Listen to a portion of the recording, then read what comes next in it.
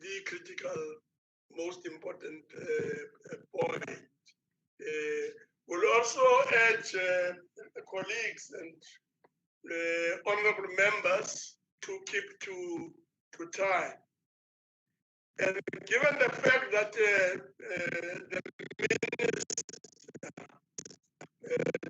Minister Zuma grapple with these issues on a day-to-day basis, we'll have to give an opportunity to speak. I don't know at what time maybe we have an opportunity to listen to other views that and opinions that may be expressed. So we'll then begin. I see through the raise your hand function that there's Morentia, Gillian wants to speak. There's Dutoit, who also want to have his own say. And there's Honorable Enoch Mtetwa, I'm sure it's Enoch, from KZN, I guess, but a member of the NCOP. I see other hands there, Boshoff, China Todovu, Amanda Klute, Barlett, and Christians. There's Bongan Baloi, he also wants to speak. Okay, let's start with Morentia Gillian. Morentia?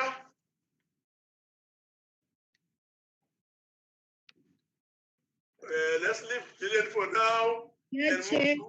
Oh, we're there. Okay. Thank you, Chairperson. Please proceed. Thank you, Chairperson. And let me welcome the inputs by all the MECs. Chairperson, my first observation is a question to the Minister or the Deputy Minister. Throughout the presentations, one issue that was highlighted by the MECs is the no internal audits that are in place. So my question to the Minister or the Deputy Minister is, how are they going to assist these municipalities in the different provinces to make sure that they've got internal audit in place? Then, Chairperson, moving to my province, let me welcome the input by the MEC Bradiao. Let me start by saying that it is very good to see that there's no Section 139 municipalities in the Western Cape, and that the Western Cape provincial government is assisting the municipalities to adhere to good financial management and good governance. Now, Chairperson, I've got a few questions for the MEC.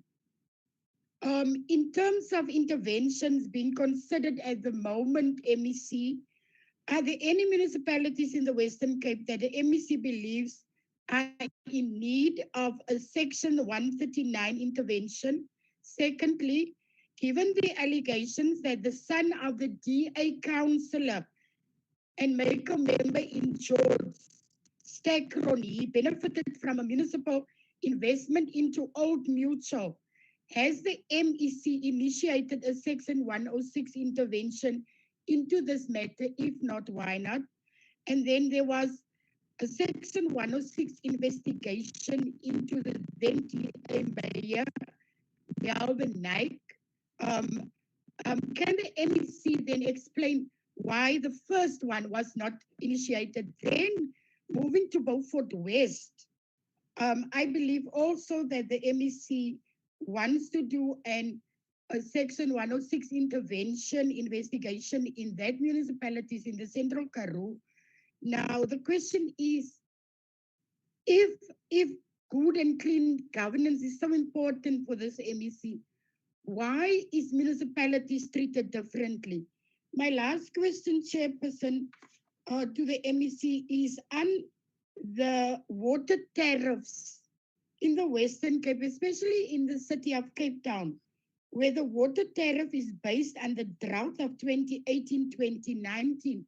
while the dam levels are now above 95%. In fact, the highest dam level since 2014. What are the MEC doing to assist the communities of the city of Cape Town with an intervention plan into the city of Cape Town, also taking into consideration the economic crisis that all our people in this Western Cape are faced with and affected after the COVID-19 pandemic, and how it affects especially the poorest of the poor. So how can, if the MEC can explain to us if he's going to assist the communities of the Western Cape to intervene with that plan in the city of Cape Town. I thank you, Chairperson. No, thank you very much. We note the comment and the questions, and I'm sure at an appropriate time the relevant people will respond. We'll now move on to Honorable Detroit. Thank you, Honorable Chair. My three questions. The first one is to the Minister.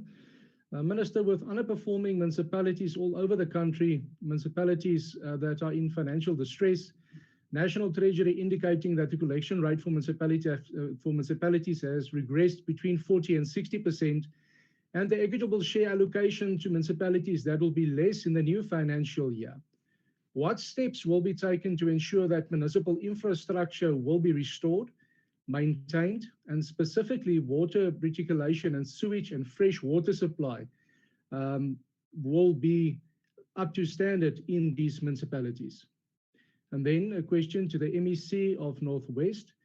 MEC, how many forensic financial investigations or audits were done in municipalities in the Northwest province?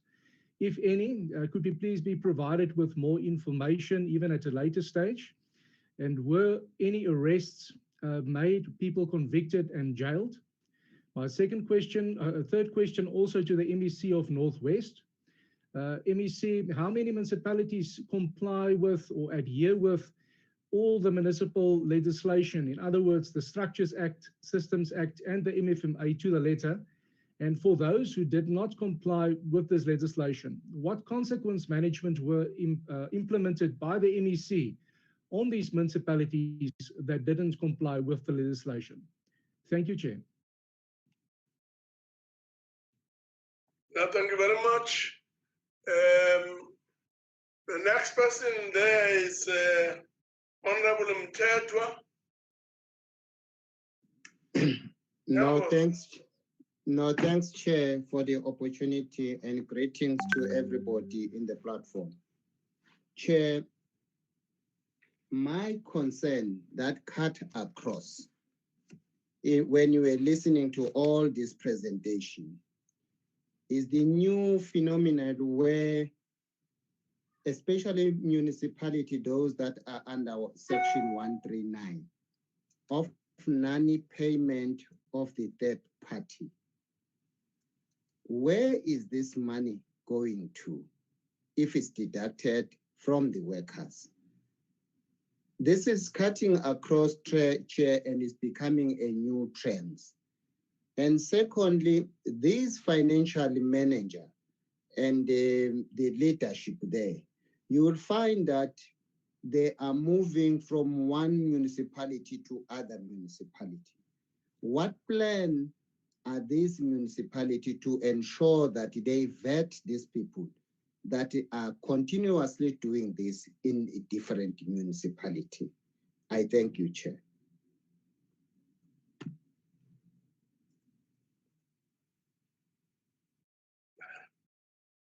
Thank you very much. The next person to speak will be Honorable Boshoff. Honorable Boshoff. Thank you very much, Honorable Chair. Good afternoon, everybody. I'm addressing my questions to the MEC of Copta in the province of Mpumalanga. Honorable Msibi, it's very disturbing to hear what the level of governance is like in Mpumalanga. And I would like to know from you, how many of these 17 municipalities have passed unfunded budgets? if one looks at the report given to us by the Auditor General for the 2018-19 year, he paints a very dismal picture. And I don't know if I heard you correctly with regard to Governor Mbeki, but I understood that the Section 139 is going to be lifted. But if you take Bethel that falls under Governor Mbeki, it is an absolute disgrace of what is going on there. And it doesn't appear as if there's any assistance being given to try and eradicate the problems that has arisen in Bethel. And I'd like for you to provide me with information on what the steps are that you are going to take with regard to Bethel. And then the other worrying aspect is the electricity bill. You spoke to it with regard to Emalahleni, but that's not the only one. Emalahleni, Lekwa, Musalikwa, Tabacheu, practically all the municipalities in Mpumalanga, bar Steve Tswete, are owing Eskom. Can you today provide us with an answer on what the province is going to do to try and assist these municipalities? Because at the end of the day, it is the citizens that are carrying the brunt of the continuous load shedding from Eskom and then the interrupted supply because of the failure of maintaining the infrastructure. In Tabacheu, in Leidenburg, where I live, we are without electricity on a daily basis. It is really unacceptable, seeing that we pay our electricity bills, our rates and taxes on a monthly basis, but we still sit without the services that are needed. The other thing with regard to Mpumalanga is the fact that many communities outside the boundaries, but still within the boundaries of the local municipality, are sitting without any form of services. There are no roads, there's no electricity, there's no water. A point of case is the Spekboom community in Ward 13, under the jurisdiction of Tabacheu. I visited them on Friday last week, and what I saw was really, really a sorry state of affairs. Now, the community here has written to the Premier, and to date, nothing has been sent back to them or acknowledgement given that the ruling party would look into this. Then the other question, which I forgot to ask with regard to the electricity, is could you possibly tell me what the interest outstanding is on these electricity debts to Eskom? And then could you please also, it's the question that I asked the Deputy Minister and the Minister yesterday, is the fact that practically all the municipalities in Mpumalanga are making use of consultants. Could you please indicate to me why consultants have to be appointed if you have got Section 56 managers to do the job? You indicated to us that in future, all Section 56 appointees or positions, their CVs and have to correlate with the advertisement that's placed. What is being done with the current Section 56 managers that have been appointed whose CVs do not correlate with the original advertisement? Thank you very much, Chair. Yes, no, thank you very much. Just to say that first asking questions is part of what we're doing now. But should there be any groundbreaking comments, an important comment that any of the participants wants to make, please feel free to do that. Let's take a question from, let's take comments and a question from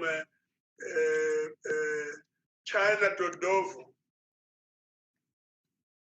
China, Honorable China. Yes, I'm here, Chair. Chairperson, I'm making an observation. And the observation is that the municipalities that are obtaining clean audits and qualified reports and better audit opinions are in the urban centers of our country, mostly in Gauteng, the Western Cape and KwaZulu-Natal. Those municipalities are doing very well. And the other municipalities in the rural areas are not doing quite well, with the worst performers being Free State, the Northwest, and the Eastern Cape. Now, many of these MECs are saying to us, the major problem is capacity, that there are vacancies of municipal managers, of directors, technical, CFOs, and so on, there and there. It's a problem. Are we truly saying that 25 years after the advent of our democracy, do we still lack capacity so much that we can't deliver? And where is this capacity? Where has it gone? Where has it gone to? Because most of these municipalities now that are underperforming were the best performers in the past.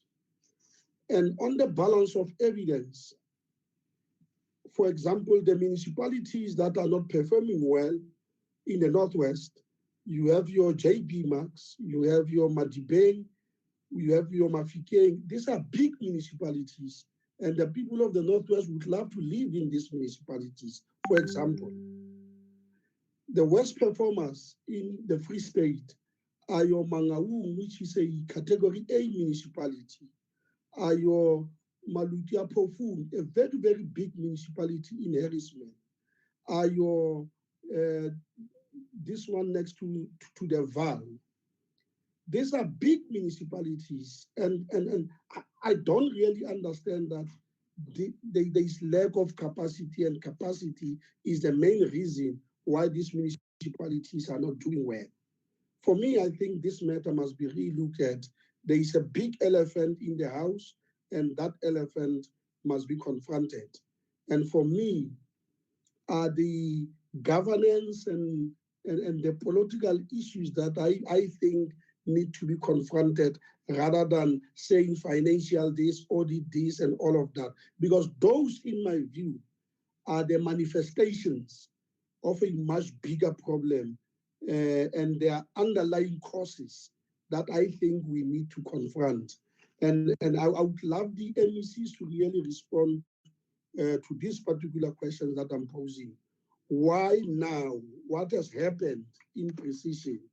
And the last point, Chair, speaking to the topic that is on the table, the topic being that we must assess the plans of municipality, of the provinces in turning around municipalities.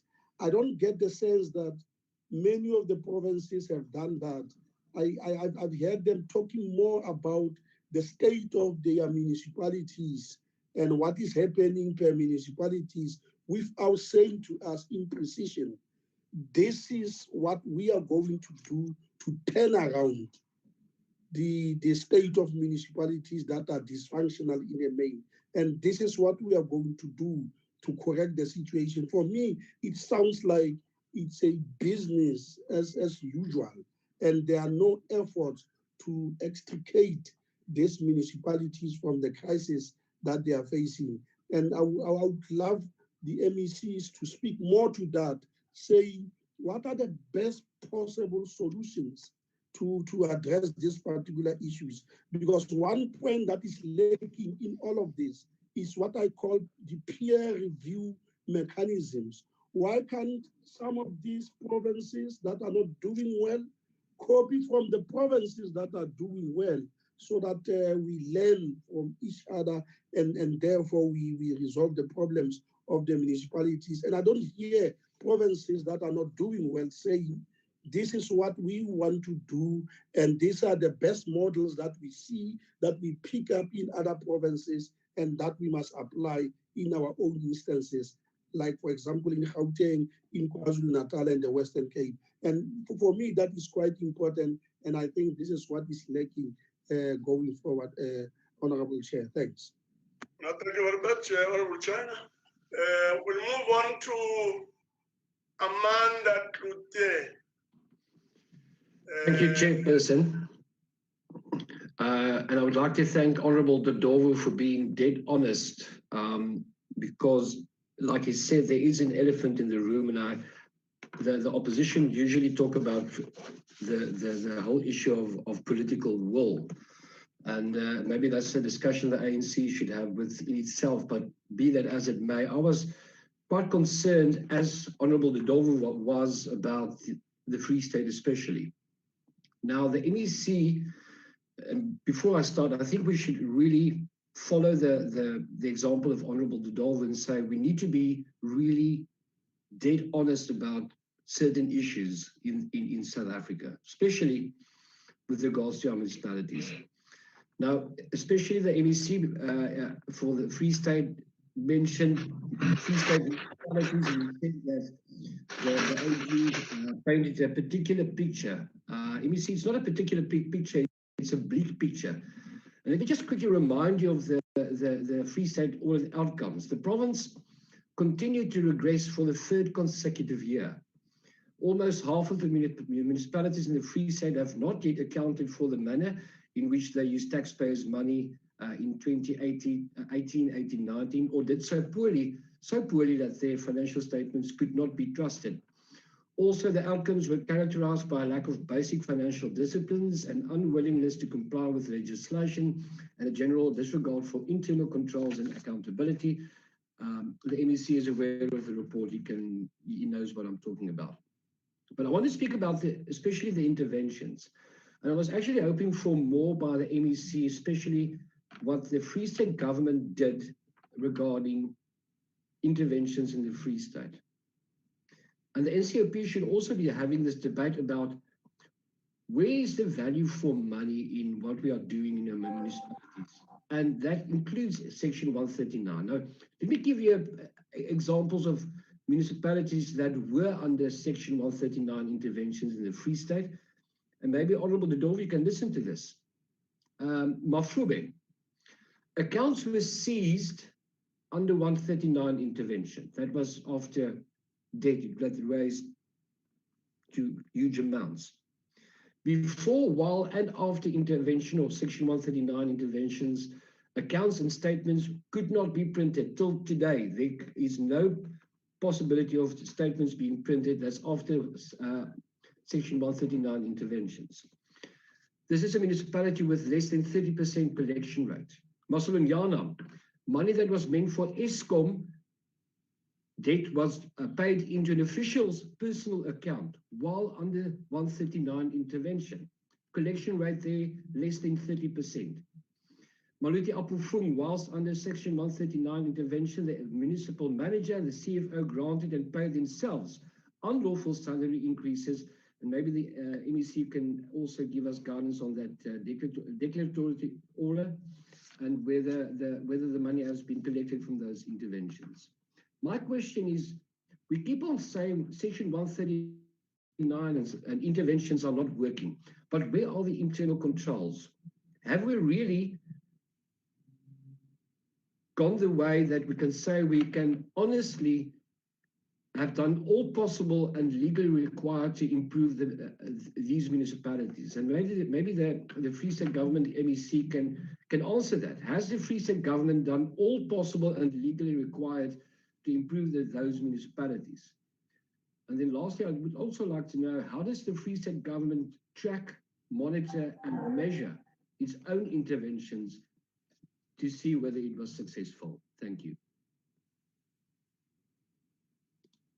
Thank you very much.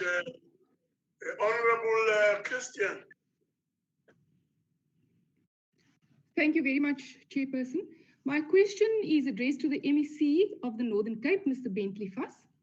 Now, firstly, I just want to say that it was a bit disappointing that Honourable Fuss focused only on 2 municipalities when the majority of the municipalities in the Northern Cape are in fact in trouble.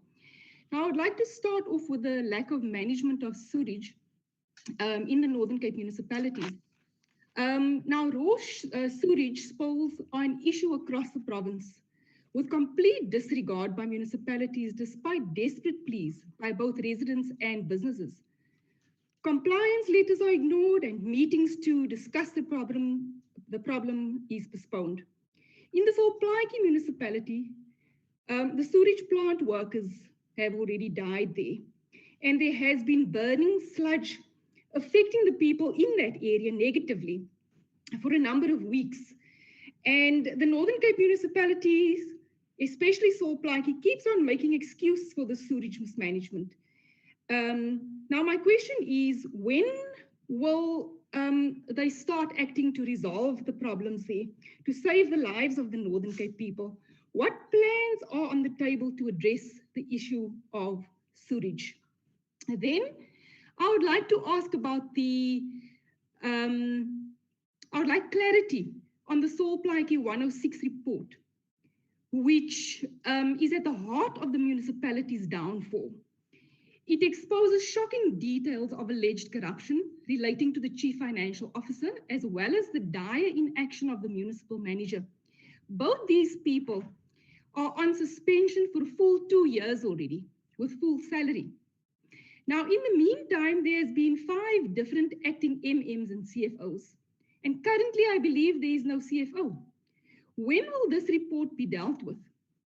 As repeatedly asked by the councillors, and when will these suspensions be resolved or made permanent so that the Northern Cape's biggest municipality can stop failing the people, especially in the Kimberley area?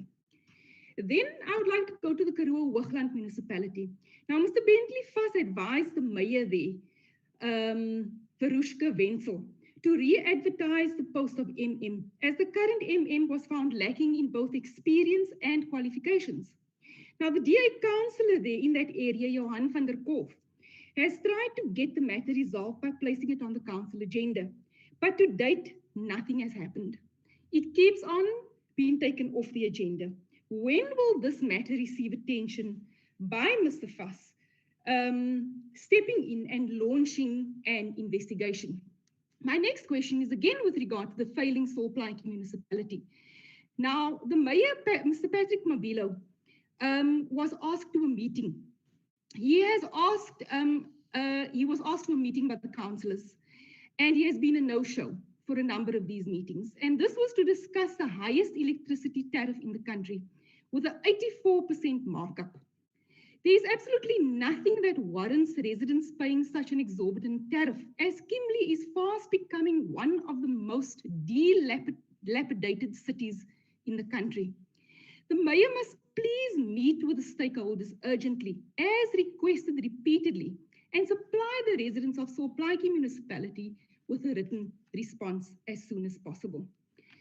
My last question is about the Renosterberg municipality, which has come up, and which, in the DA's opinion, has become one of the latest casualties of corruption.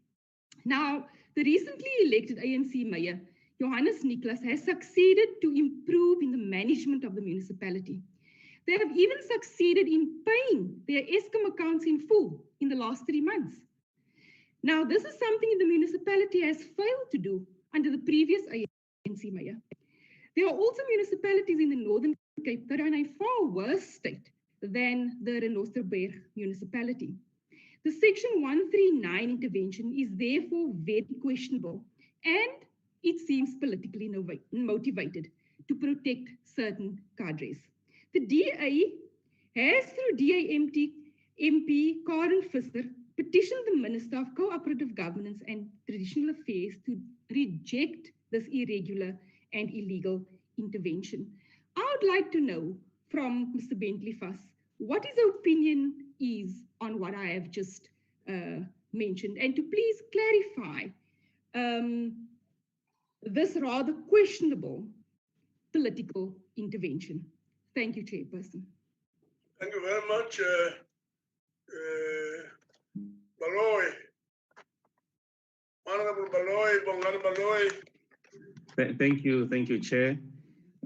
Chair, I think from the beginning, I would like to agree with the observation made by Honorable Dodovu, but I would perhaps also want to take it a bit further and say it's not a common in just local municipalities only, but I think what he described as the elephant in the room with regards to the lack of governance or the collapse of governance as a consequence of the political instability in various political parties.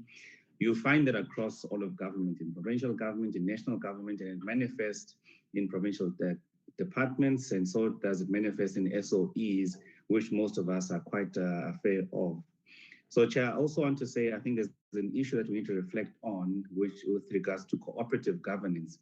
I think there's been a failure from cooperative governance point of view to ensure that we coordinate governance across all spheres of government and also assess municipalities where there's debts owed to municipalities by provincial government and also national government as well.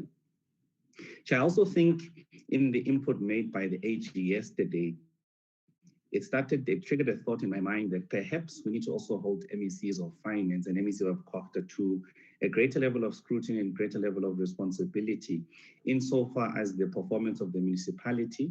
And I would propose that the Auditor General extends their assurance test beyond just municipalities, but to the two MECs of finance and an MEC of cooperative governance.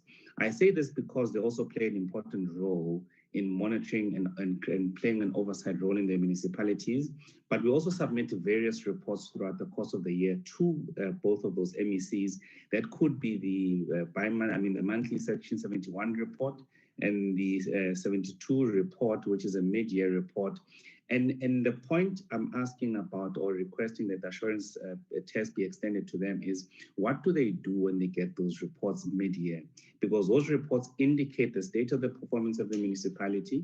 It also gives you detailed information about the trajectory of the municipality. So what manifests at the end of the financial year, you could have done something about it after the adjustment budget around February. So I think we must also put a greater emphasis on the Section 72 reports on what MECs do, in particular MEC Finance and MEC COCTA, because coming after the boat has sailed will lead us to the very same position we're in now, and where we just lament, but we had various opportunities to deal with the performance of the municipality. My third point is on the 139 process. Across the country, I mean, MECs have been speaking about the administrators, and it begs the question, how do you test the appropriate qualification of the administrator and what the administrating support team is? Because for Section 76 of the municipality is quite defined by legislation what the qualification is, and how do you test that for the municipalities when there's an administrator? And that's an important question because it speaks to the potential success, if there is. And again, I remember the presentation made by Deputy Minister Tau in so far as observation about the 139 in the manner they've been used and their lack of effectiveness. So it begs the question, those then will you entrust to lead the municipality and turn it around, what is actually the benchmark of their qualification? Have we decided what that is? Chair, the issue on the consultants, I think members must also have an appreciation that municipalities don't pay the same salary. There's different gradings across the country. And that's why you'd find that municipalities that are rural in nature are more reliant on consultants because they are unable to attract a certain level of skill and capability to assist it. So therefore, they would prefer to go for consultants. So I think we must look at the holistic local government system to appreciate some of the systemic challenges that force municipalities to start engaging in consultants, because they also can't attract the necessary skill because of the issues that I've raised. I think that the last point I also want to leave with yourselves, Chair, is we must start considering the potential impact of COVID-19 on local municipality and the continued effect of it. never mind the reduction of the collection rate over a period of time. I also think that with the significant increment of water provision across the country is also going to affect the municipalities significantly, because it was done in a manner which is haphazard, not budgeted for, and responding to COVID-19. And there were a number of water tanks and water tankers across the country delivered. And now the municipality is drawing more water from rainwater and providing generally to areas which we don't get collection to service the rainwater bills. So we must start appreciating when we see the next financial, or rather the next audit period, when we start to see the debts owed to our providers in the main both rainwater and electricity, and start to appreciate the impact and effect of COVID that it may have had on municipalities, which would be much more long-lasting. And now that these water tankers have been withdrawn by the ministry, municipalities must make another plan of how to deliver water. We've increased the water points, and the vehicles or trucks that were given to assist have now been withdrawn. What do you do, and how do you ensure that we deliver? So those are the dilemmas which will also lead and manifest to protests in our communities, which are own goals that we keep doing as government. Thank you, Chair. I'll leave my points there. Thank you. Thank you very much. We'll now move over to Honorable Nita. Thank you very much. Thank you very much, Chairperson. Let me appreciate all the presentations that were made by MECs. And I would like to first to ask a question to the MEC of Eastern Cape Chair, in appreciation of his presentation and as well his emphasis on the issue of ethical and credible state.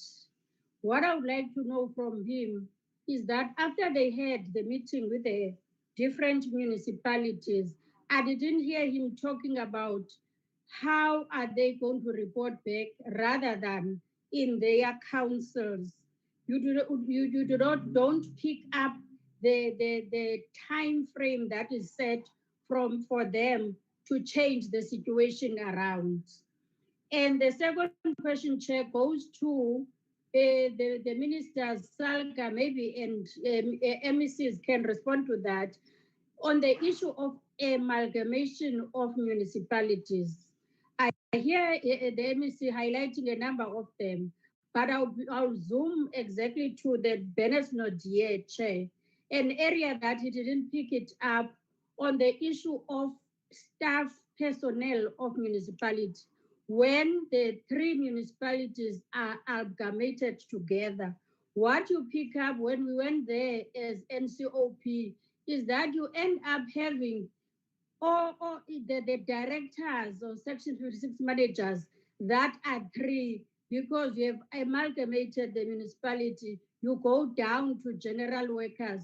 So the municipality end up having a bloated civil service without them wanting that to happen, but they find themselves in that situation. So I would like to know, therefore, to Salga and as well to the ministry, what is their plan to help such municipalities that find themselves with a bloated civil service, yet the funding has not changed in appreciation of the three municipalities that they amalgamated together. Those are the two points, Chair, from me. Thank you very much. Thank you very much, Honorable Nita. Let's move on to Honorable Okam. Thank you, Honorable Chairperson. Honorable Chairperson, my question is also to the Honorable MEC for the Northern Cape, Honorable Bentley Vass. Honorable Chairperson, I have been largely covered by what my colleague, Honorable Christians, has asked. I would just like to find out from Honorable Vass, with regards to Renosterberg, why wasn't Section 139A or Section 139B ever used as a measurement or as an action to try to resolve the disputes that was there? They immediately went over to Section 139C, which we know must only be used in extreme circumstances. And apart from that, as the Honorable Christians has said, for the first time since 2011, The full ESCOM account for the month has been paid. Things are really being turned around there. And now all of a sudden, this huge intervention must take place.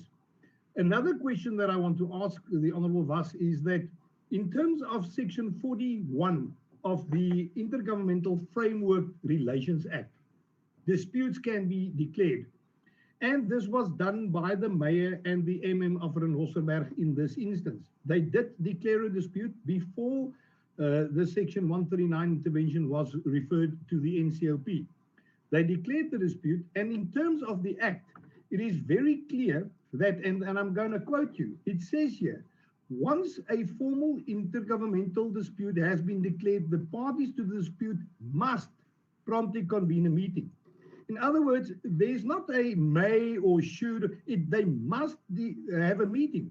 No such meeting took place between the provincial government or and the local government people of Renosterberg, whereas Section 41 of the Act clearly states that it must take place. We all know that we've got different views of why this happened. I'm definitely of the opinion that this is purely a political ploy by the ANC. Be that as it may, I would like the answers on that. My second comment and question to the Honourable Vas is that if you look at, as the Honourable Christian said, at many other municipalities within the Northern Cape, you would find the same or even bigger problems than the ones that exist in the Renosterberg that are present in so many other municipalities, especially when it comes to service delivery. We know that Sansabani municipality a few months ago could again not honor the agreements that they've made with ESCOM with regards to power supply. We know that Gamagara municipality is plagued by water problems and supply problems for many years now, and it's not being addressed. We know that Gasegonyana, for example, has got huge sewer problems, huge water problems. The electricity supply to the town is in dire needs. There was huge outstanding amounts. I know that Gasegonyana did pay the ESCOM account, but there are so many other municipalities that are battling with the same or even bigger problems than Renosterberg. But you chose to put Renosterberg under Section 139 because you don't like what the mayor and the MM are doing there in conjunction with the DA. They have asked for audits to be done. And we know that it will expose people, and we know that that is the biggest reason why this has been done. So please just be consequent in what you do. Please do the same things everywhere, and let's then go and put a lot of other municipalities under Section 139C. Thank you so much, Honourable Chairperson. Thank you very much. Thank you very much. We'll then proceed to Honourable Mpaela. Baba Mpaela. Yambos, Honourable Chairperson, and honourable members and MECs from various provinces. Allow me, Chairperson, to greet my MEC, Honourable Shlomoga from KwaZulu-Natal. Shlomo. My concern, Honourable Chair, is that according to my knowledge, each and every year, the AG does books for each municipality. And after that, then he comes up with his concerns, his findings for each municipality. And after his findings, Honourable Chairperson, he comes up with a recommendation to remedy those concerns. Now, I just want to find out from my MEC as to how does he do his follow-up? Because to me, it tells me that most problems that we see on municipalities is because they don't follow up the recommendation by the AG. Then it ends up these problems piling every year. Now, I just want to know from my MEC as to what system do they have to make sure that those municipalities, they follow up the recommendations by the AG each and every year. I thank you. Thank you very much, Honourable Mpaela. We'll move over to Honourable Muimang. Honourable Muimang. Thank you, National Chair of the Council of Province. Let me also take this opportunity to express my appreciation to all the MECs for their brilliant work in terms of the presentations that were made.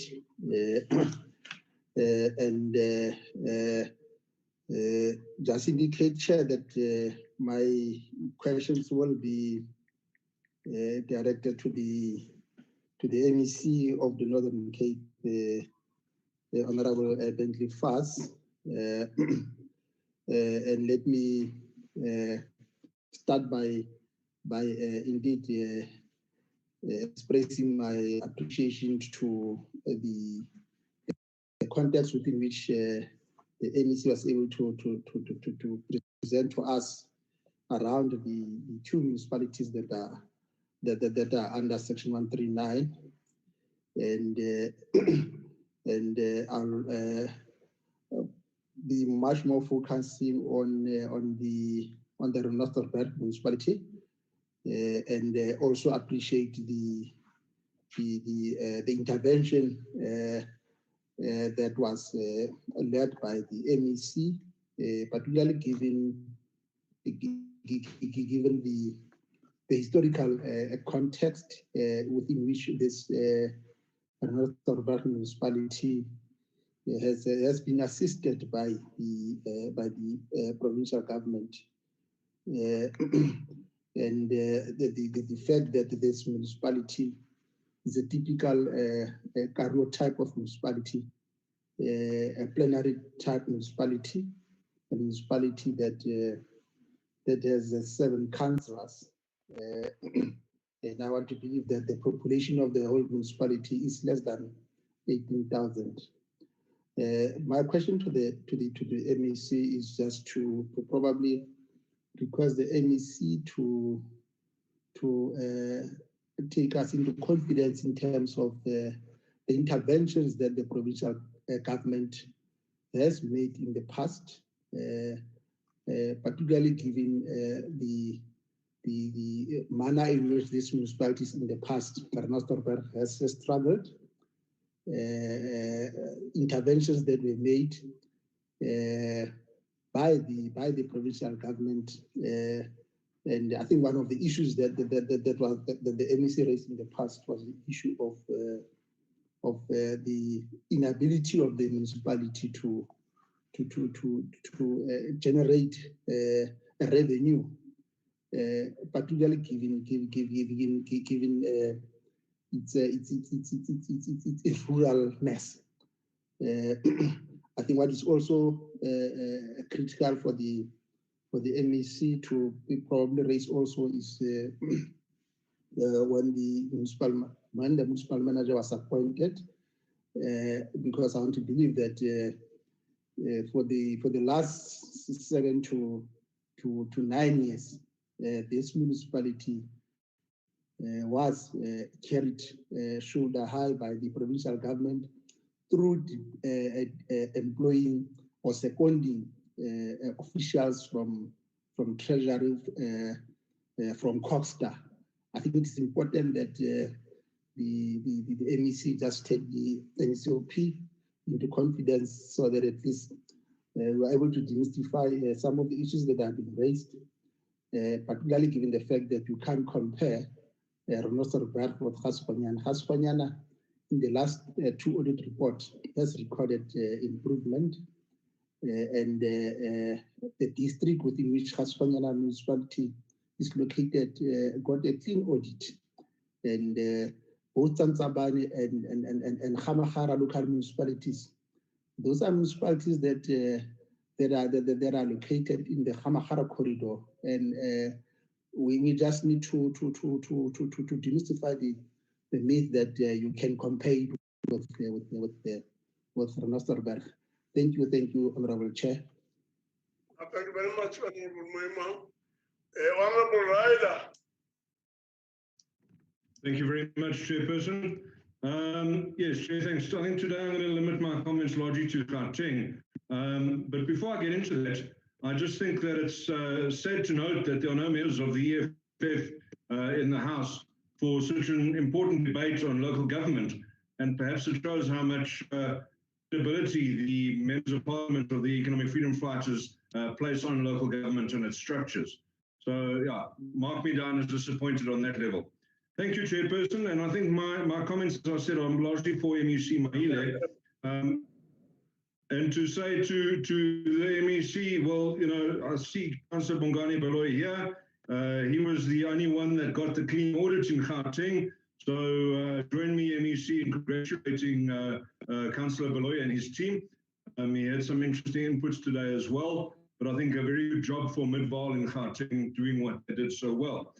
MEC, one of the comments that you made when you showed us the screen said that all of the audit outcomes were unqualified in Gauteng.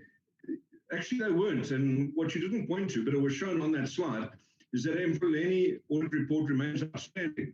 Mfuleni audit has not been completed. The Mfuleni municipality has been under Section 139 administration for over 2 years now, with no improvement. In fact, things have gotten worse, financially, as well as what the lived experience is on the ground.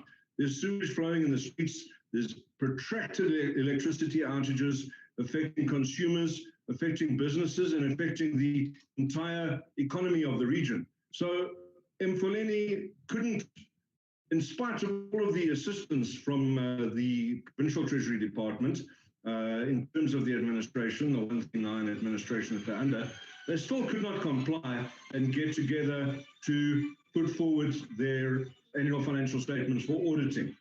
So I think that we need to ask a big question about why you didn't mention that, MEC. It's quite an alarming thing to leave out when it was so glaring on the slide itself, as well as the fact that it's a lived experience on the ground. Now, you yourself pointed out that you'd been before the committee and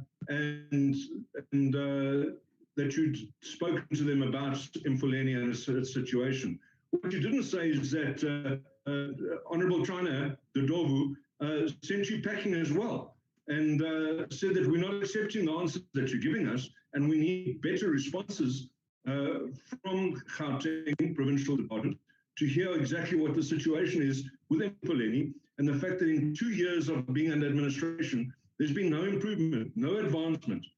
MEC, I really think that we need to see a little bit more emphasis placed on the problem basket case that we have in the south of Gauteng, rather than focusing on Tshwane municipality, which has its problems, let's be honest, but is certainly far more stable than the Mfuleni municipality. As you said, tomorrow, and we'll hear what the outcome is of that. MEC, my last point, you made a veiled reference to the amendment of powers and functions. And I'd just like to say, MEC, we really don't want to see the powers and functions being a subverse way of undermining the work of the demarcation board and trying to subvert that and trying to get rid of the powers that have been given to municipalities and try and get rid of some of your political problems. Thank you, Mr. Chairperson. Thank you very much. We will now move over to Honorable Isaac Sileku. Sileku. Good afternoon, Chair. Chair, let me take this opportunity to greet all the MECs that did presentations today. But Chair, what is lacking, I would like just to the Minister of the Western Cape, just to give us a snap analysis in terms of how does he, within the Western Cape, define adequate support? Because what we tend to hear whenever there is intervention or provinces coming to the NCOP Select Committee of COCTA, they would tell us that there has been adequate support. But when you want for scientific proof of timeframes in terms of how do they define adequate support before intervention, they fail to answer that. Because whenever they go to a municipality, they don't do proper diagnostic and they don't deploy competent administrators. And instead of helping these municipalities, we leave them broke, we leave them bankrupt. And at the end of the day, the only one that benefits is these cadres within this organization that is rolling in the country, that is deploying these people just to go there and they fight about who has signing rights, you know, at the bank instead of trying to turn around that municipality. So I would just like the MEC within the Western Cape just to define and try to say, before an intervention is actually done, with the aim of actually turning things around, what should be taken into consideration and what does he define as being adequate support? Thank you very much, Chair.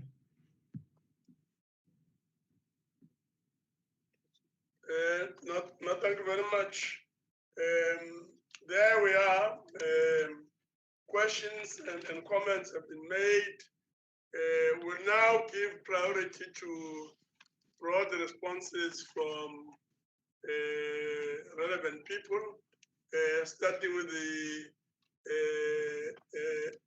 MEC in the Western Cape, if he's available, is willing to respond, and then the minister. MEC Western Cape. Yeah, thank you, Chairperson. I'm just trying to connect. Thank you very much, and thank you to the honourable members for the questions. I'm going to answer. I've been invited to the National Council of Provinces, so I'm going to answer in that spirit and not in the political spirit. To the Honourable Gillian, thank you for your questions. No internal audit place. I just want to rectify in the Western Cape, we do have internal audit units in place in our municipalities. Personally, it's a ongoing struggle for myself because I really want to see the internal audit units being independent. In other words, we must actually pay their salaries out of the national fiscus and then change their reporting lines. I personally think if we're really serious about curbing corruption, we need to get internal audit units independent in our municipalities, but that's still an ongoing debate. I also just want to flag that I see that a lot of people speak about administration and administrators. Again, a single person cannot turn a municipality. You need a team of people to turn a municipality, and we just need always to be clear of that. Honourable Gillian, my apology, I haven't emphasized this. We do have Kannaland municipality under 139 financial intervention. I haven't done it because 2 weeks ago we've done a full briefing to the National NCOP Standing Committee within Parliament on that and where we stand with that. Also, Honourable Gillian, I really personally, and I think my whole department, we treat all our municipalities the same. Legislation is clear on this. I must act. I don't have a choice. When there's a complaint, we need to deal with it within the legal framework, and that we do. A lot of people want to pull us in a political debate. It's nothing to do with politics, and luckily I've got one example to prove that, and even more, but yeah. So the example, Honourable Chairperson, I want to use is George Municipality because it's a DA-run municipality. And let me give you a rundown, Honourable Chairperson, and to the House. What has happened and transpired in, I think my colleagues will attest, this is happening a lot in our space. You receive a whistleblower. The whistleblower gives us a complaint about a scenario in a municipality. In the Western Cape, we sent in, I've got a forensic unit, we sent them in because we also deal with in a political space and there's a lot of rumors. So the task of the forensic unit is to determine, is there merit in this complaint? If there's merit in the complaint, if there's red flags within the municipality, they will alert me and we will ask the Hawks to come and assist. And the minute I hand over to the Hawks, I stand back. It's then in the hands of the Hawks. It's an independent investigation. In George, for example, they hit George Municipality, the Hawks, 2 days before by-election. I haven't interfered because it's not about politics. It's about good, clean governance within the municipality, and I think we've proved that. After the Hawks does their investigation, they hand the investigation over to the NPA to decide if they're going to prosecute or not. And that's why in my presentation, I've asked that, and I really hope we can get the support of the National Council of Provinces, that we need to build the capacity within the Hawks and the NPA's offices, because it's an investigation going on now for 2.5 years. In the meantime, the resident is crossed with everybody. The municipality there's internal fighting in the municipalities, and it's not good for the system. So I really think if we can get quicker to a decision, it will help us a lot. Now, in the midst of all of this, then the old mutual contract surface. So, because the Hawks was in it initially already, busy with the investigation, we handed the old mutual contract also over to the Hawks, so they're busy investigating that. And the other side of this is the Speaker is in charge of the Code of Conduct of Councillors. The Speaker and the municipality is also doing the investigation on the old mutual contract. And you will also see that there was also in the administration sector where the municipal manager has put a disciplinary committee together, and they've also disciplined the CFO on that. Then City of Cape Town on the water tariffs. You must remember, Honourable Chairperson, the members, that you've got your normal tariffs for water for all your services, then you've got your tariffs for in a drought, etc. I'm doing weekly a report on water because currently, although the water dams levels are very good, looking very good and looking very solid, and we're very thankful for that, we must realize that all our bulk services will be under pressure forever. We need to get a mind shift, and therefore I'm doing this on a weekly basis because we need to instill a behavior change within our communities. In myself, we still got the buckets in the showers, etc., because we're going to go into another cycle. So water is a long-term management system, but on the water tariffs and from where we're coming now and where we currently are within the economic sector, obviously we need to look at the tariffs, and I will do that. I will engage with the municipalities and we will monitor that very closely. What I'm also busy doing, I've done an investigation on 3 years of rates and taxes within our municipal domain, and the outcome of that is a bit shocking, to be honest with you, Honourable Chairperson. And what I'm worried about is that your rural municipalities, your smaller municipalities, your municipalities who need support, rates and taxes are up to 3 times more than the City of Cape Town, for instance, etc. And we actually want people to go and invest in those municipalities. So I'm not going to mention their names now, but I'm going to make this public at the stage because people must see and understand. And I want to ask the National Council of Provinces support that you need to have a structure which we all can defend. So I can understand if there's a 10 or 15% deviation, but I cannot understand that one municipality is asking 3 times the rates and tax than other municipality. And I'm now busy doing that investigation and expanding that investigation to all the services, water, electricity, sanitation, etc. We need to pull this together because we need to rebuild the economy. Then there was the remark, Honourable Chairperson, of the elephant in the room on the capacity within municipalities. I think, again, this is a whole debate necessary for it. From my side, just quick 3 things. I think the pressure within the municipal space on our administration is huge. I think the contracts, the 5-year contracts play a huge role because if you're a deputy director and you're good, will you apply for a 5-year contract? You've got a permanent contract. For a couple of rand more, you must now go 5-year contract. I get it, more and more people say they're not willing to do that. And then the salaries within the municipal domain, the salaries that we announce,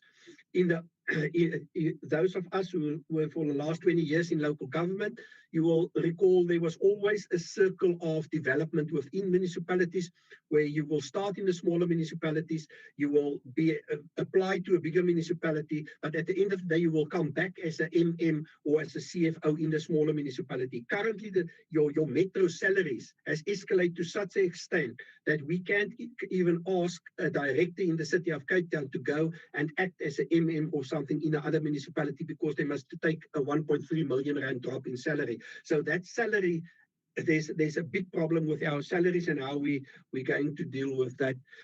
I also think that we can all work together on a better bursary scheme where we take, especially in the rural areas, children who's got the ability to become CFOs, engineers, etc., and put them through university and put them back in their municipalities. I think we can do a lot of that. How do we turn a municipality around? Well, first of all, Honourable Chair, if I may be so forward, I think quick couple of things is just with discipline, financial discipline, as well as technical discipline. I think it's crucial. You need to start off with a full diagnostic report because you need to understand the in-depth problems within each municipality, and each municipality differs. So in some, it will be just finance, and you focus on that, and you run with a team of experts in it. I think that's good. And we've also a huge success is our team of experts that we've got on standby that we can call on to support municipalities. I also think we share on a leadership forum our best practices once a quarter with one another. And I think that's going to be played out with the HOD forum that's now national, and that will help us going forward. MEC of Finance and COCTA, there was a question on our monitoring and oversight role. I think I don't want to speak on behalf of all my colleagues, but it is a bit frustrating sometimes because we work with spheres of government. So within the monitoring and support, there's not powers, and municipalities can play us a lot. So it takes a lot of time and energy to get to the bottom of some of these problems. I think we need to look at that. And Honorable Isaac, thank you for your question. As you put your question, you've also answered some of the question.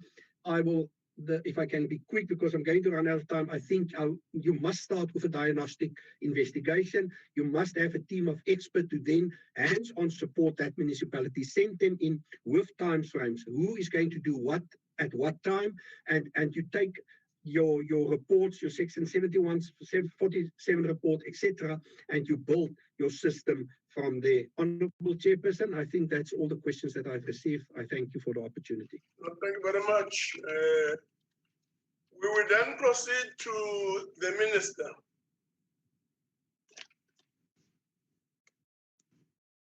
Minister Dlamini Zuma. Thank you, Chair. Thank you, Chairperson. And thank you to all the MECs and those who have participated. One, I must just say it has been a very interesting day, listening to all the challenges and the successes. I'm not going to take a lot of time because I think we should, as the MECs and ourselves, have another session to look at this. But I just wanted to make a few comments on the Section 139, for instance.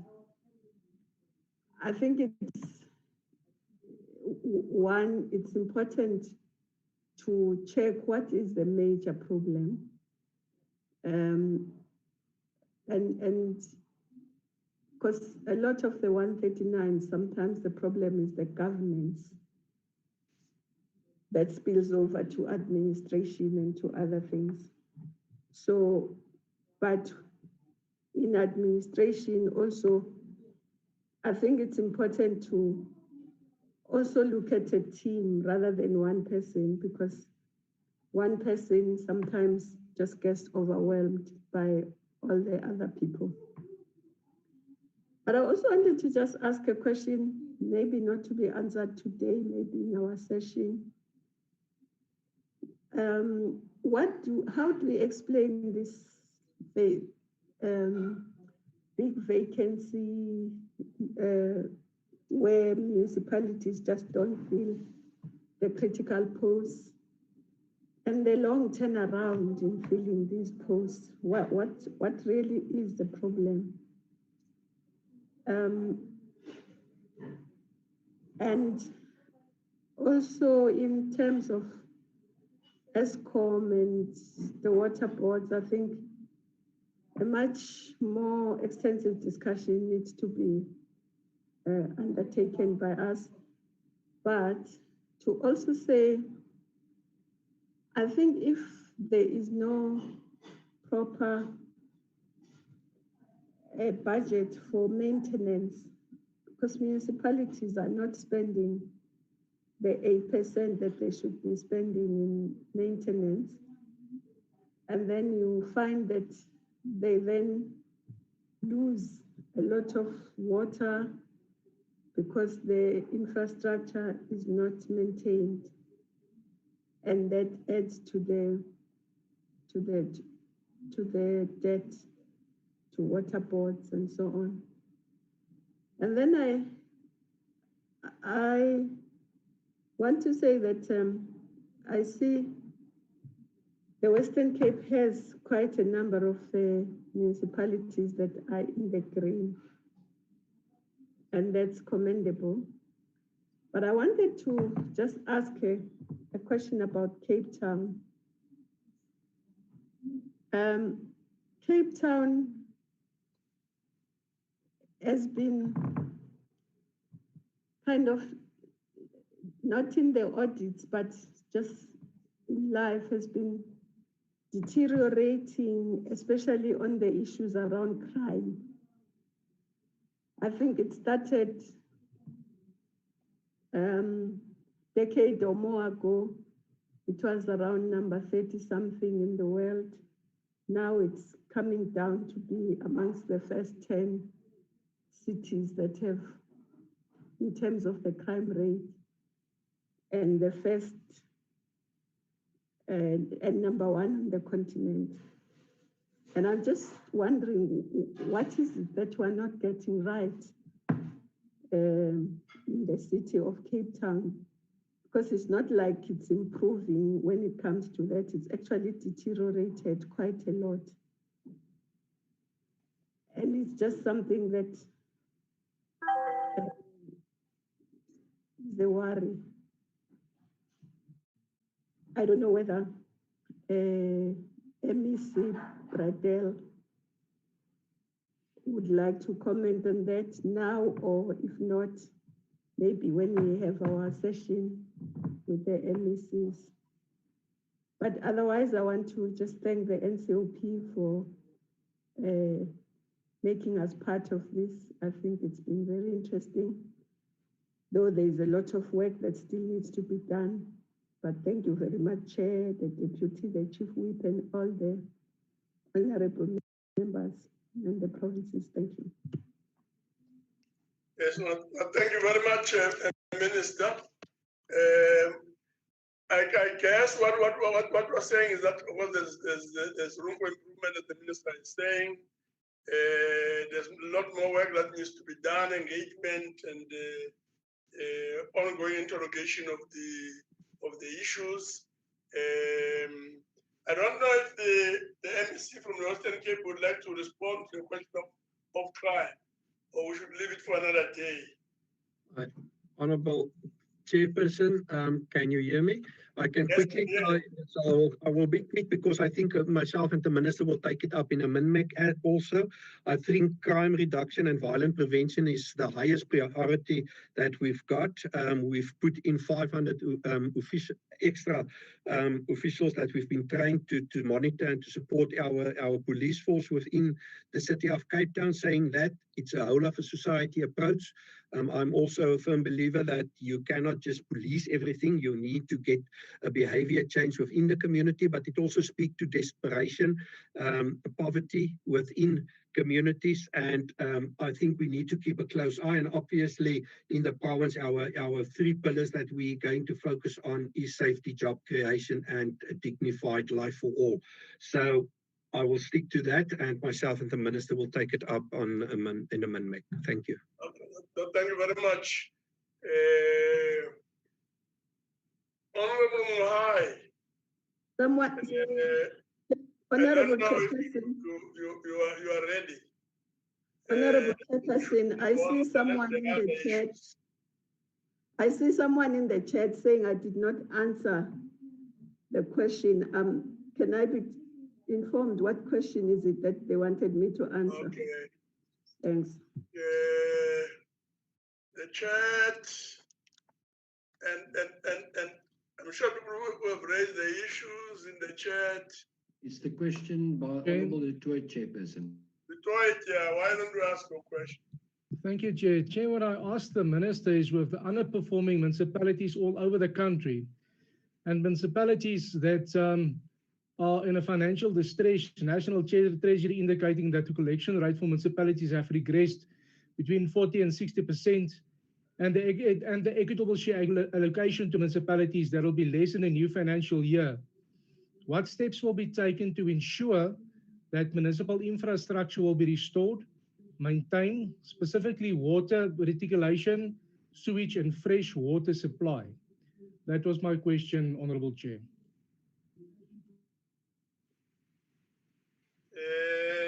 Yes, there we are. I guess because there's still some few minutes left.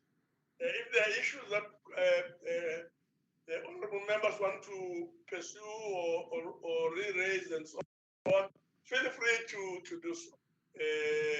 So as a collection rate and infrastructure, are there any other questions from any of the participants?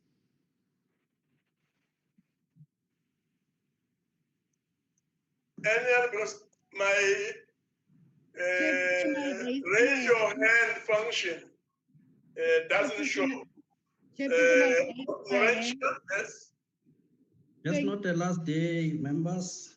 Don't put the chair in a difficult situation. Thank you, Chairperson. Chairperson, just to follow up at the MEC that he reveals now that Kanaland municipality was placed under Section 139. I just need to know if this went through the procedure of the NCOP. Then, Chairperson, another follow-up that the MEC answered me on the issue of George municipality, but the MEC did not give me any answer or clarity on the Section 106 on Karoo District municipality that I've asked and if the right procedure was followed on that one. And then on the Beaufort West municipality, if the MEC Bradel can answer me if it is true that the Beaufort West Council took a decision to lodge an intergovernmental disputes because of constant interference from the province with no support to assist them when help was asked. Thank you, Chairperson.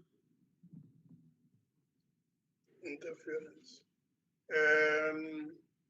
Yes, let's see if there are any responses to these questions. Collection rate, question of infrastructure, Detroit, and Morencha then raised the whole question about Section 139, whether this process went bad, NCOP,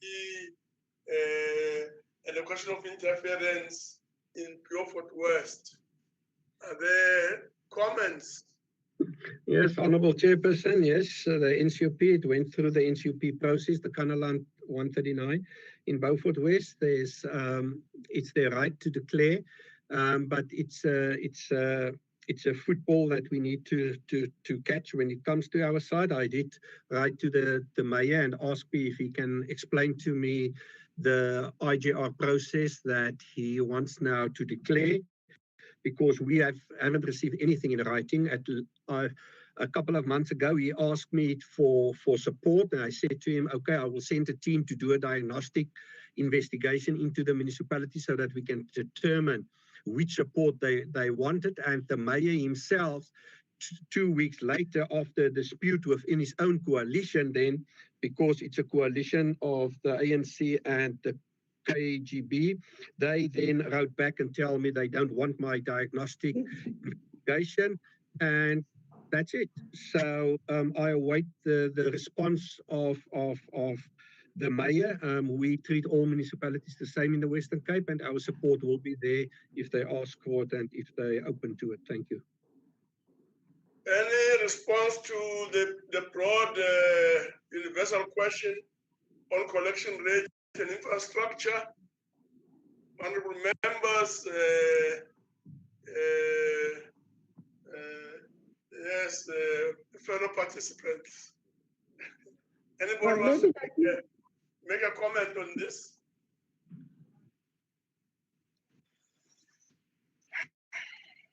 Yes. Sorry, I think the honorable member, and in any case, we've been saying that municipalities are not sticking to what they should be budgeting for maintenance. And this was when there was no COVID. The municipalities weren't budgeting the 8% that they should be spending on maintenance. So, secondly, what we have been trying to get Treasury to agree to, which they've not yet agreed, is that maybe there must be a top slicing of the grant so that it's ring-fenced, that top slice is then ring-fenced for maintenance. But COGTA, there's nothing COGTA can do about it, because if money is sent to the municipalities and they don't budget for maintenance, then there will be no maintenance to the infrastructure. And that's why we are trying to see if there could be a top slice so that there is ring fencing of the maintenance money for the infrastructure. But that's not within, it has to be agreed not only with Treasury, but the municipalities themselves and the provinces must agree to that, so that then there could be a consensus around the top slicing. That's the comment I can give on that issue. Thank you. No, thank you very much, Minister. I saw the MEC from the Eastern Cape wanted to make a comment.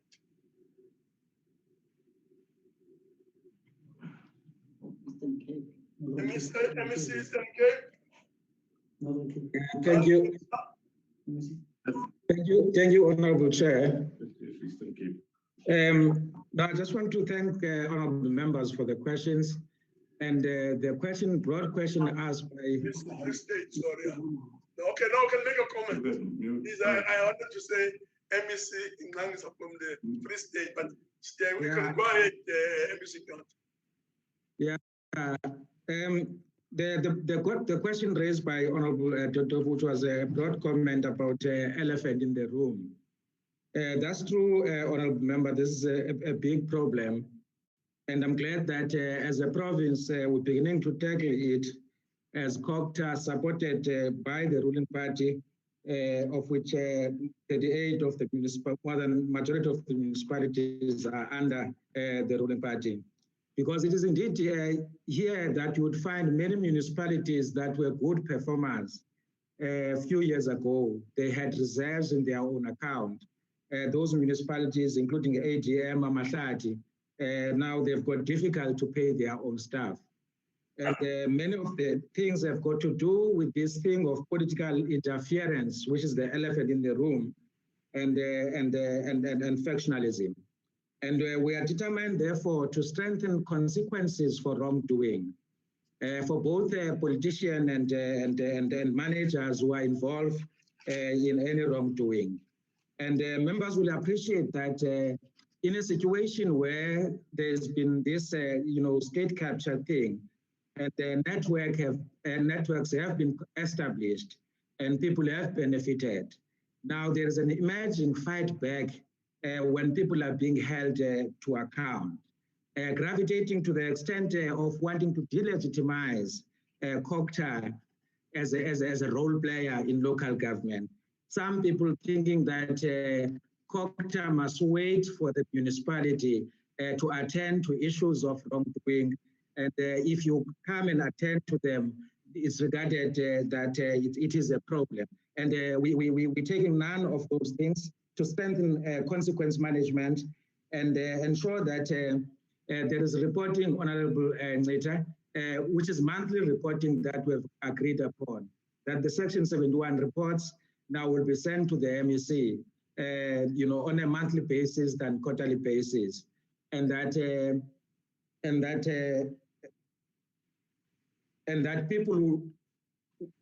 correct people will be appointed in positions, who are, qualified for the position and fit for the purpose. And we agreed that we're going to be stopping, this recycling of people. Some are recycling to various municipalities where there's managers and CFOs, and they leave a trail of wrongdoing behind them. And we're saying that it is going to come to a stop, and we're putting measures to ensure that it comes to a stop.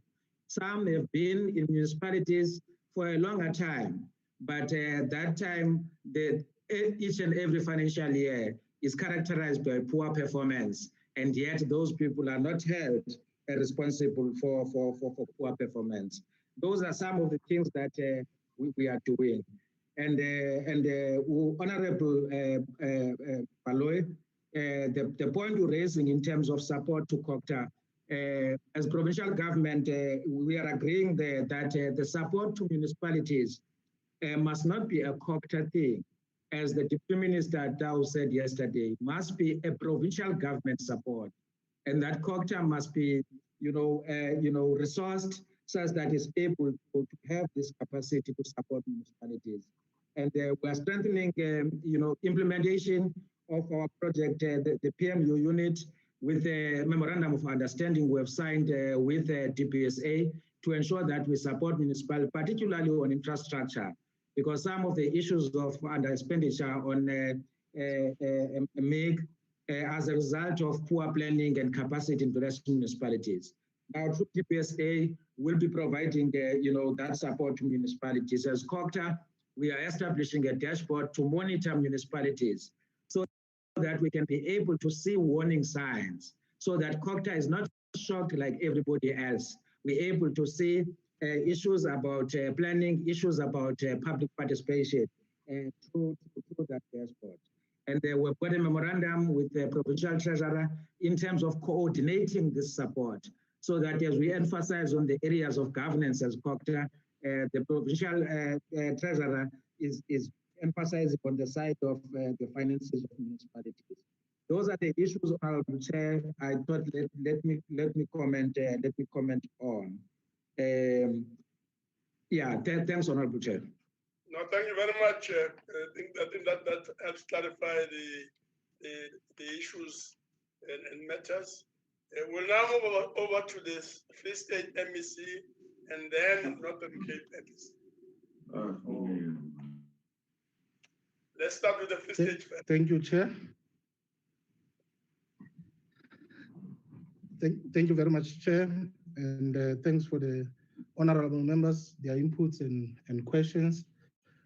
And I concur with what the Minister has expressed on us trying to meet and find way and fine-tune certain issues that we'll discuss, some of them on this platform today. Chair, there was a number of questions. Some were very specific towards the Free State, around especially 139 municipalities, but also there was also questions around the kind of support and the way forward we have charted in preventing all the issues that we raised as challenges, our intervention and our support. And on the presentation, we did explicitly explain that part of what we wanted to do, especially on the financial support and viability of municipalities, we have adopted a financial sustainability through improved fiscal discipline and ensure that we all have funded budget. The support we are providing on budget, SCM, accounting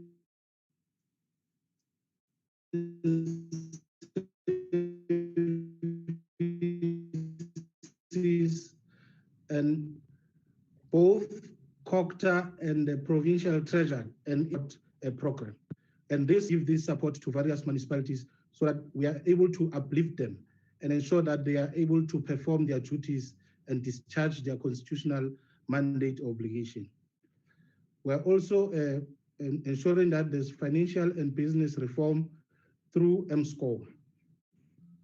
We're also ensuring that the MFMA financial policies and regulation is adhered to guide municipalities. We also provide specific strategies to assist municipalities to improve on how they perform on their financial expenditure. We also have receiving our municipal reports, strengthening of the MFMA. Even Treasury is receiving the Section 71 reports, which are analyzed, and feedback is given regularly to various municipalities. we have ensured that there's a role clarification between ourselves and provincial treasury. And where it is necessary, we sit and plan together on what interventions we are making. But we went further, that we have what we call the financial management capability maturity model, which is used to drive improvements on the audit outcomes over and above the pledge that we have signed with all MMs and mayors to improve audit outcomes the following year. And that has proven very good because the response as per our monitoring has gone a way in showing that there is better and more cooperation. Provincial Treasury has set aside 29 million to support municipalities on this program. COCTA has set aside 25 million to support provincial plans towards addressing municipal audit outcomes. So that is, in essence, what we're trying to do to say, how best can we support municipalities? Even on capacity, we have illustrated on the slides a number of provincial employees of COCTA and provincial treasury sent or deployed to municipalities to assist on various fields to enable municipalities to perform better on their responsibilities. But Chair, there was also a question, and our approach is that in as much as the picture is not rosy, but it's not all doom and gloom. And that's why we are making this undertaking to make an impact in changing the situation we find ourselves in. On 139 in the Free State, we've got 3 municipalities, Mangaung, Malutiapofung and Metsimaholo, and Honorable Totovu, China, explicitly explained that we have to make a meaningful impact and change the current conditions. And of course, it is true, I agree fully with the analysis he has made around the political issues in the various municipalities. What is common in these 3 municipalities in the Free State is that in Mangaung, you currently have a political impasse such that the current mayor has been removed by a vote of no confidence. In Malutiapofung, you had a serious political instability where the mayor had to go through at least 9 votes of no confidence, and subsequently he had to resign. And we held by-elections there, which were highly contested, and there was a lot of tension. In Metsimaholo, you have a hang municipality where you have political parties with no one of them has got total win in the municipality. And they play politics because for a period of a year, a council meeting could not sit because it was disrupted at all material times. For a period of 3 years, they could not employ CFO, technical director, director, community services, and the MM there has been on suspension for 3 years. So you could see that the political environment, to a large extent, affect or precipitate to the administration, and subsequently makes the municipality to fail to perform its duties. So that's one of the reasons why there was this intervention in these various municipalities. But the intervention teams that are sent in those municipalities report to us, specifically to me, every month, and they report to the executive quarterly, where we assess progress and attend to challenges as they are raised, and we provide support for a meaningful change. And I can confidently say, since our intervention in these areas at the moment, we are seeing a real progress and improvement into the intervention. And on the issues raised by Honorable Claude about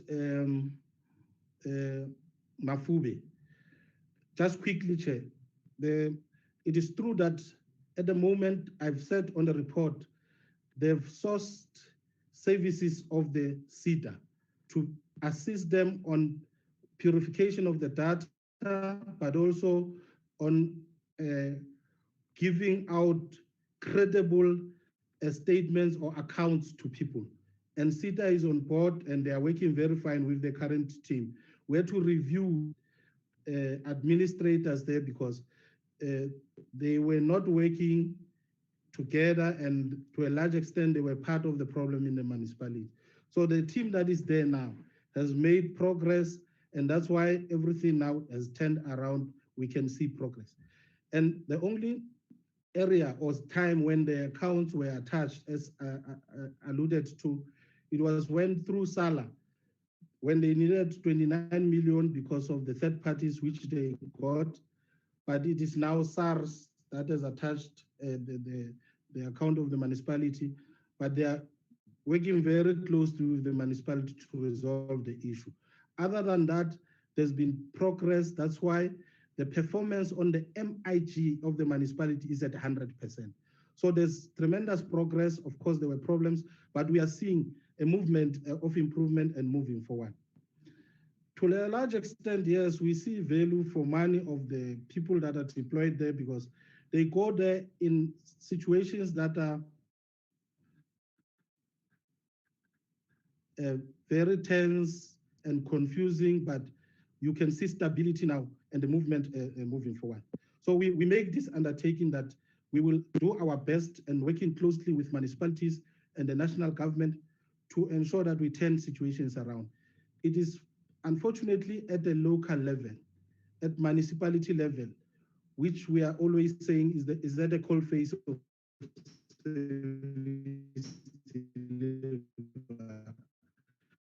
where all this manner and other affecting issues that affects the entirety of the community. So I thank you, Chair, and we will definitely do our best to change the situation. Thank you. I'm sure Honorable China will be happy that the elephant in the room at least has been grappled with somewhat through the response from the MEC of the Eastern Cape, the MEC of the Free State, and so on. So we'll move on to now Honorable Vas, Northern Cape. Thank you very much, Honorable Chairperson. Just on 2 or 3 questions from the Honorable Christians, starting with the one of Solplaatje Municipality. She raised the issue about the challenge of water, and also the issue about 106 investigation, the sewage challenges that they have, and also the one of the 106. On the one of the sewage in Solplaatje, Honorable Chair, we agree there's challenges in terms of sewage in Solplaatje Municipality, but water and sanitation have availed money to support the municipality to make sure that at least we try and fix the plant there. But also the Development Bank of South Africa signed an agreement with Solplaatje Municipality to give them the necessary assistance. The challenge that they are sitting in Solplaatje Municipality is also the stealing of copper. So there's sabotage from the community, and it's something that we really working hard with law enforcement agencies to make sure that we arrest the culprits, because that poses a challenge in terms of that. But we encourage municipalities to focus on operation and maintenance to make sure that they maintain the infrastructure. On Solplaatje, on the 106 report, Honorable Chairperson, I've tabled the report to the Municipal Council. But the municipal manager and the CFO interdicted the Solplaatje 106 investigation. So it's currently we are waiting the processes to unfold soon. And we are also concerned about the fact that the municipality is not having a CFO and a municipal manager are permanent for the duration of the term. And then on the issues raised of Karoo Hoogland by Honorable Christians, I advised the municipality that according the qualifications of the municipal manager, so it's now upon the municipality to act in this regard. And then On the one raised by Honorable Muimang in terms of Renosterberg municipality, and it was also raised by the Honorable Christians. You see, the challenges of supply to Honorable Chair and members, it's been there for a number of years now, and we intervene of Renosterberg municipality, Renosterberg municipality. The challenges of Renosterberg municipality is coming for quite some time. We can safely say that as this new administration, when the community and the municipality requested the Premier and myself to intervene in the municipality, we did so. Because if I can take you back, as Coxstein, the Northern Cape and Provincial Treasury, we appointed the acting NCOP years ago, over a period of 2 years to support the municipality. We also appoint for another, after the first appointment of the acting municipal manager and CFO, we then sent another municipal manager and CFO to assist the municipality. We started with financial discretionary recovery plan in 2018, and that was ongoing. But the municipal manager, the current municipal manager and the mayor, they refused this, the very same support that we given. We also supported the appointment of the municipal manager in 2020. In February, we agree with the municipality that they should fast track the appointment of a CFO, where we will be looking for money to appoint for the salary of the CFO, to no success. You see, Honorable Chair, the municipal manager of that municipality, the current serving one, refused intergovernmental relations from our side. We requested information in terms of 106. We sent a team there to try and intervene, and they refused our support. Now, this very same municipality failed to submit the AFSs for the past 3 years. Also, this very same municipality failed to make payments to third-party payments in terms of pension, medical aid, and even to other organizations to make sure that the welfare of the employees are catered for. Now, my question becomes, we can't intervene forever, and there's no joy from the side of the municipality. For the year of 2020, the municipality failed to convene an ordinary council meeting. And the list goes on. So I can speak about the Renosterberg municipality for the whole day, Honorable Chair. So it's not about political infighting and the African National Congress who wants to justify this intervention. It's about rendering services to community for the better. We convene a meeting, the Premier convened a meeting on request by the Municipal Council with ESCOM. Then the same municipal manager and mayor refused to attend to this meeting. ESCOM raised a concern with us to say, but they can't sign an agreement with the provincial government nor with a consultant. They have to do it with the municipal manager who failed to attend to this meeting. So there's a barrage of issues that we can go into about the Renosterberg municipality. But I think also, Honorable Chairperson, we are confident with the support that we'll try and change the situation in the Renosterberg municipality for the better. Because our priority is to stabilize the municipality and to make sure that we render services to the community at large in that municipality. I thank you, Honorable Chair. Well, thank you very much, Honorable MEC. Honorable members and participants, we are now really at a point now where we need to round off our discussion for the day. It is in this spirit that I ask Honorable Mohai to make his closing remarks and some announcements. Honorable Mahai.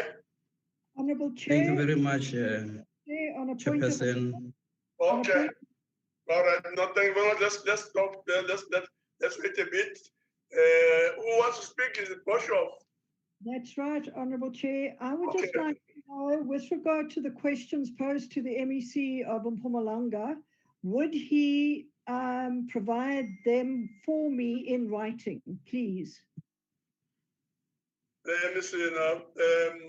And I'm The sure there won't be response- any problem. Honorable MEC, please make the information I can available. respond in that regard, Chairperson. No, Mahai. It's directed to the MEC for now. But the discussion can take place in the forums. You know what I was suggesting, Chair, in terms of procedure, if there's any question that is not being responded to, and the House would like it to be responded, the questions are directed to the House as further responses and presentations that were made, not to a specific member. Okay. Maybe that's replies helpful. are shared to the House. But generally speaking, the MEC can make the information available. We'll move on then to the Chief Whip. Thank you very much, Chairperson of the National Council of Provinces. First of all, I would like to convey special thank you to all provinces for making time to participate in these discussions as they have. The presentations made today are a culmination of and give context to discussions on Monday, 8 September. These presentations by MECs have assisted in adding sufficient detail to issues affecting our municipalities. And I think we must commend the MECs for being frank, really, in sharing the state of affairs in their provinces. The Local Government Week is one of the high-level strategic flagship programs of the National Council of Provinces in pursuit of its constitutional mandate, that is, to represent the provinces in the national sphere of government in order to ensure that provincial interests are taken into account in the national sphere of government. Against this background and context, the NCOP Local Government Focus Week should therefore be understood as a conversation between the three spheres of government about the state position and capacity of our system of local government in the national development agenda. Over the last 2 days, we have critically reflected on the strengths, weaknesses, opportunities, and threats facing our system of local government. And we have also particularly drawn very important lessons out of these engagements. Now, what is becoming clear from these presentations here is that our government is faced with a critical task of urgently developing mechanisms through which to ensure integrated service delivery and implementation across all municipalities. At the core of this task is ensuring that necessary support is provided to municipalities, strengthening oversight mechanism to promote responsible leadership, minimizing mismanagement, and fighting corruption. There is universal consensus across all stakeholders represented here that the challenges faced by municipalities genuinely require all spheres of government for their resolution, and that urgent interventions are needed to ameliorate the situation in municipalities. Although municipalities face common challenges across the country, municipality-specific intervention may be necessary in some instances. In this regard, the central role of national and provincial governments in monitoring, supporting, and strengthening the capacity of municipalities cannot be overemphasized.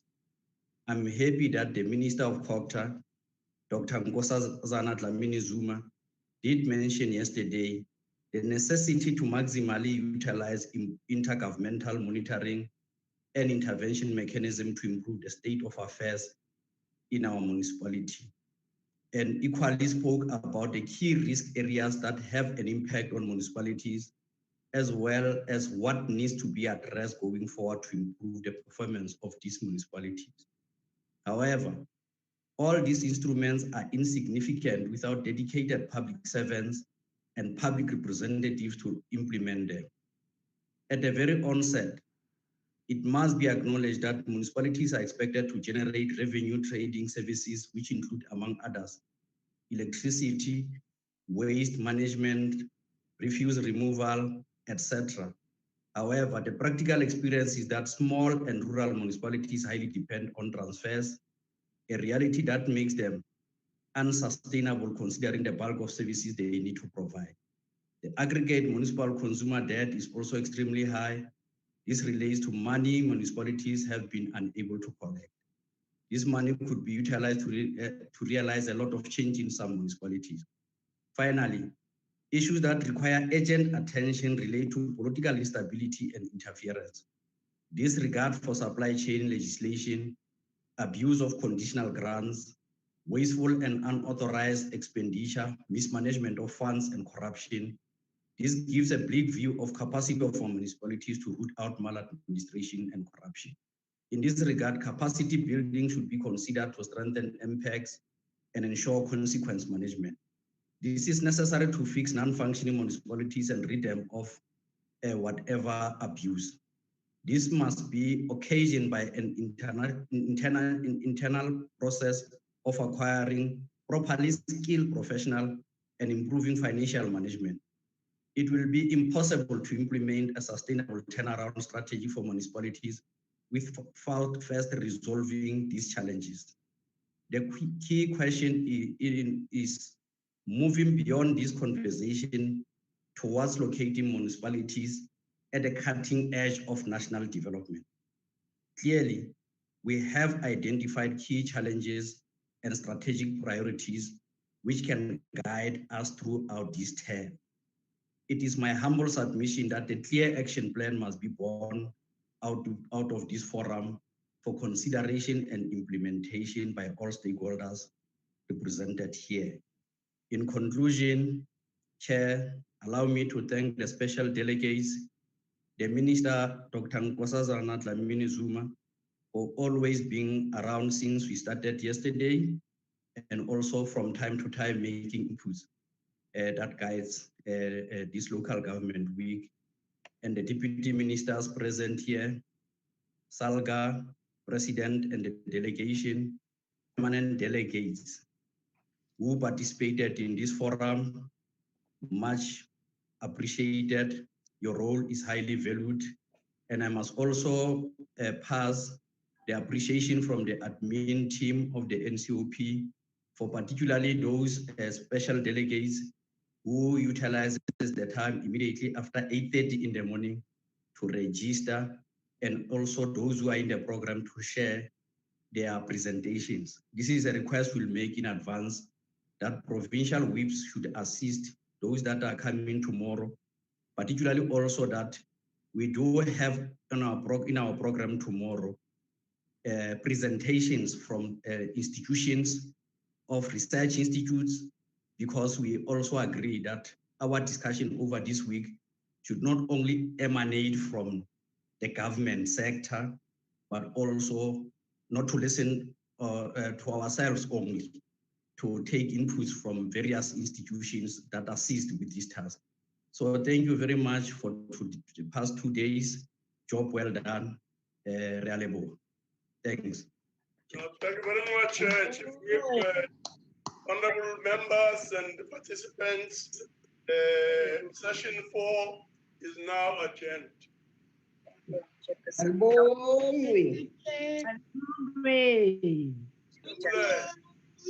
Thank you, Chair. Thank you very much. Thank you. Thank you. Thank you, Maui. Thank you. Thank you, Chair. Yes, Mawini.